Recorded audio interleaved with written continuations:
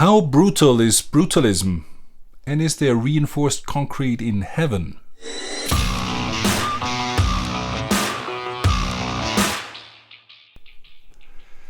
Hey everyone, I'm Henry. And I'm Father Johannes. Welcome to Hermit and Hog via Alpina Sacra edition.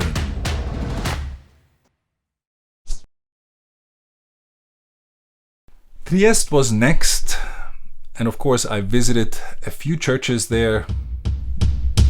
Then I finally left the sea and hiked up the cliffs to the national shrine on Monte Grisa.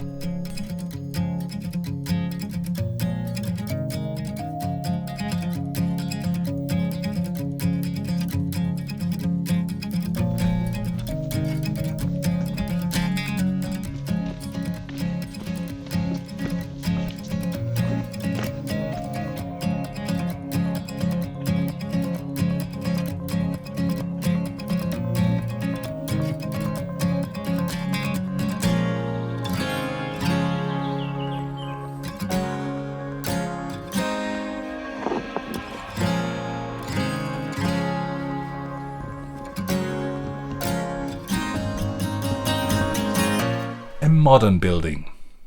How did it come to be? The Bishop of Trieste had vowed to build a Marian shrine should his city be spared from the destruction at the end of the Second World War. It was eventually built in the 60s in the then popular style of brutalism. The word brutalism comes from the French béton brut, which refers to the raw, naked, reinforced concrete, its preferred building material. Correct. So, what do you think? A little like a fancy factory building. The truth is that your impression is not too far off the mark of what the architects of that period were after. Brutalism wanted functional buildings. Simple, geometrical forms, raw, unadorned. In fact, in the underlying current to which brutalism belongs, the architectural movement of modernism, buildings took inspiration from machines. It was all about function, minimalism. And what do you make of it? I think I get the basic idea of the style. It answers to a particular time and its perceived priorities. But my question is, do such buildings really speak our language? Is man nothing but a functional gear in a cosmic machine? Is he not rather the inhabitant of a garden? Grey bunkers are not whence we come, nor are they whither we go. Such cold architecture in many ways seems like a foreign object in our world. But any art is a foreign object. Not really, no. Art often imitates nature. Even something as abstract as a pattern, such as you can find in a geometrical mosaic, does at least illustrate the principle of order that we can see and find in the world.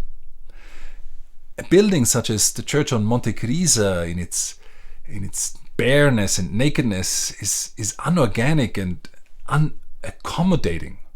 And if such a building is foreign and does not speak human, then this discrepancy is even more felt in the liturgy.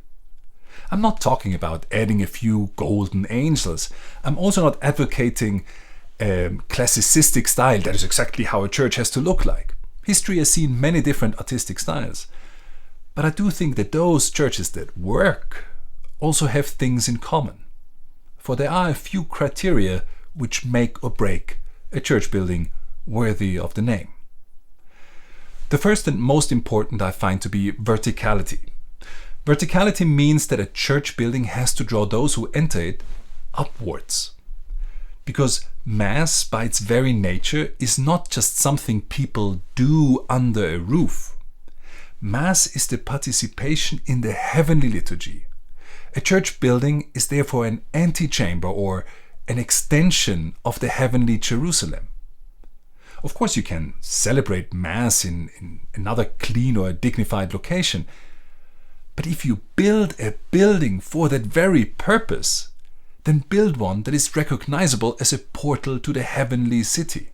For our worship needs to be understood as participating in the heavenly liturgy that is eternal.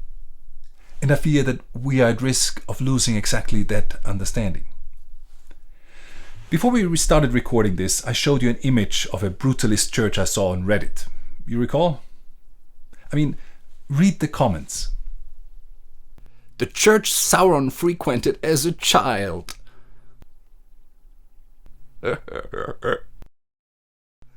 Our Lady of Minas Morgul. Chapel of Barad-dûr. Of course, one could dismiss all this saying, "Oh, uncultured imbeciles on the internet. They don't get art." But if a building evokes not the heavenly Jerusalem, but Sauron and his dark dominion in Mordor, shouldn't that tell you something?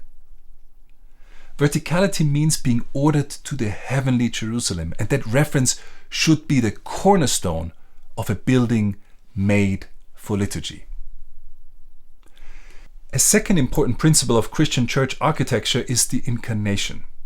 The scandal of Christianity is that it proclaims an infinite God that has become finite in a man. Not in a strange demigod, not in an ethereal superman, but the eternal Word of God, the Logos that is God, has taken on flesh and dwelt among us. Christianity is no supra-temporal myth or collection of spiritual and ethical rules. It is the encounter with the infinite God in Jesus Christ. And the building of such a religion, I think, has to reflect this truth in some way. It has to show Christ who said, "He who sees me sees the Father." And if you cannot depict the whole of the life of Christ for practical reasons, then at least show his saving deed on the cross, his coming in the flesh, and his return at the end of time. We are to meditate on Christ. We are to imitate Christ. And we are no abstract intellectual creatures where religion solely happens in the mind. We have senses, we have a body that is part of our human nature. Admit it, you just hate that modern stuff. No, I don't. I don't object to modern or abstract art. To try and understand the message of abstract art can be a fascinating and rewarding process. But abstract art, by its very nature, can only communicate a confused message. You can unpack that message through the reflection and knowing what the artist wanted to say. But because the artwork is abstract, it lacks a certain clarity and thus communicative power. For those that do not possess the interpretive key, such a work may remain mute. The great advantage of figurative art is that it has a primary level that is accessible. Of course, it too can have many layers to be discovered, symbolism, the meaning of colors, proportions, and so forth. But there is something to start from. To use an analogy, words in a poem have a literal meaning. They may also have a deeper message or symbolism that you can uncover, but the mind has a starting point, the intelligible meaning of the words. Abstract art is like a poem in a language you do not speak. Sure, such a poem may still convey some things. If someone reads it to you, you might have some feeling or guess whether it's about love or war.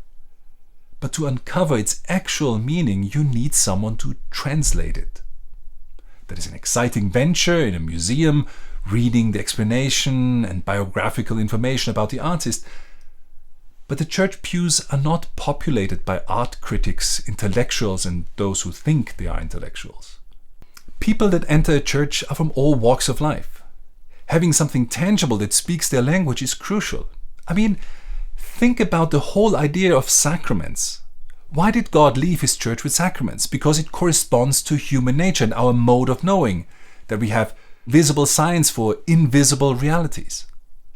So, if God gave us sacraments, why would we build churches that do not reflect that same wisdom, having clear, visible, intelligible signs? I think these two issues, verticality and that churches need to be incarnational, are my chief criticisms of buildings such as the shrine on Monte Grisa. I do not deny that they are fascinating in their own right, as a man-made space. They may even be spiritual in some way, and for the most part they keep the rain out. But such buildings do have a difficulty in embodying and expressing the specifics of the Christian faith. Alright, I admit that sort of turned into a rant about church architecture, but I hope you can see what I'm trying to get at. Churches built as churches are not simply rooms with a roof. Sacred spaces are no playground for artistic fads of an era. And architects should avoid Reddit. Well, at least if they are brutalists. So, anyway, despite all of this, or maybe even more so because of it, be joyful, do good, and let the pigs whistle.